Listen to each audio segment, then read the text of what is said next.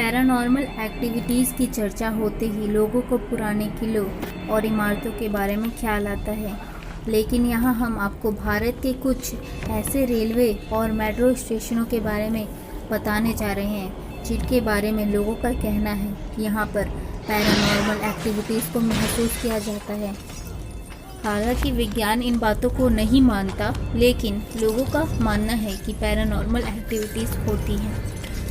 नमस्कार दोस्तों, स्वागत है आपका मेरे चैनल में। मैं आपकी दोस्त ज्योति।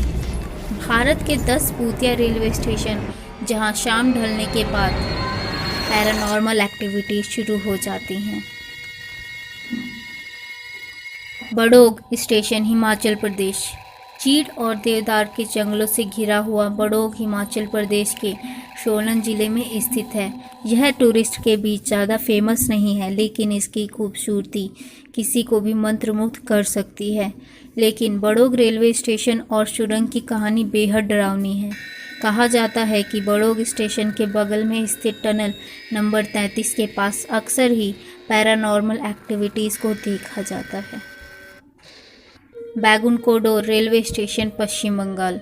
पश्चिम बंगाल के पुरुलिया जिले में स्थित बैकुंठकोडोर रेलवे स्टेशन कहानियों के कारण 42 सालों तक बंद था। साल 1960 में खुले इस स्टेशन पर शाम ढलने के बाद लोग आज भी जाने से डरते हैं। स्थानीय लोगों का कहना है कि यहाँ के स्टेशन मास्टर के एक रात पटरियों के बीच एक लड़की के साए को देखा था। इसकी कुछ दिनों के बाद स्टेशन मास्टर और उसके परिवार की मौत हो गई थी। इस घटना के बाद से यह स्टेशन बंद था और फिर साल 2009 में खुला। Chittoor railway station, Andhra Pradesh. आंध्र प्रदेश के इस स्टेशन को लेकर भी भूतिया कहानियां प्रचलित हैं। स्थानीय लोगों का कहना है कि स्टेशन पर आरपीएफ और टीटीई से मिलकर सीआरपीएफ के एक जवान की खूब पिटाई कर दी थी, जिसके कारण उसकी मृत्यु हो गई। इस घटना के बाद उस सीआरपीएफ जवान की आत्मा आज भी स्टेशन पर न्याय के लिए भटकती रहती है। Dwarka sector 9 metro station, Delhi. Delhi के द्वारका सेक्टर 9 मेट्रो स्टेशन के बारे में लोगों का दावा है कि यहाँ रात को अक्सर ही गाड़ियों के पीछे एक महिला का साया दिखाई देता है।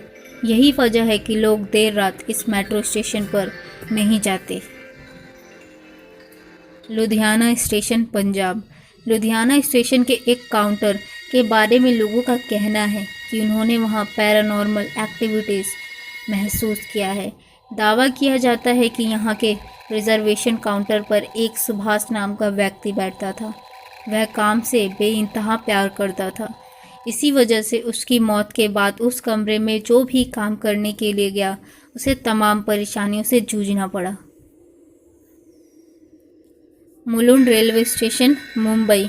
मुंबई के मुलुंड रेलवे स्टेशन के बारे में भी यात्रियों और स्थानीय लोगों का दावा है कि उन्हें यहाँ रात में किसी के चीखने और चिल्लाने की और रोने की आवाज़ें सुनाई देती हैं।